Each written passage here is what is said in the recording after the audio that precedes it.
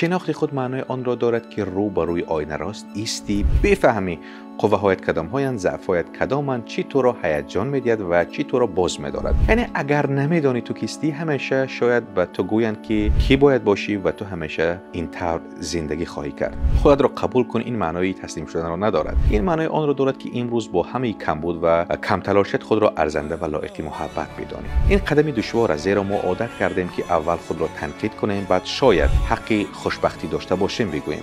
یعنی وقتی خود را قبول میکنی، دشمنی با خود قطع میشود. وقتی که خود را شناختی و قبول کردی، دیگر سبب نداری که در یک جا بیستی. اکنون روش نه از حسی من کافی نیستم، بلکه از حسی من میتوانم باز بهتر شوم میآید. این رشد میتواند در دانش، سلامتی، مناسبت ها، ملکه ها یا جهان بینی باشد. افضلیت نه به کامل شدن، بلکه به هر روز یک قدم بهتر شدن است. قانون 3 تا حرف خ از تو یک شخصیتی پر انرژی میسازد که هم خود را میشناسد، هم خود را دوست میدارد، هم با قدم های پیوسته به سوی بهتر شدن خود می رود. شناخت به تو روشنی می دهد، قبول به تو آرامی می بخشد و رشد به تو قوت می دهد.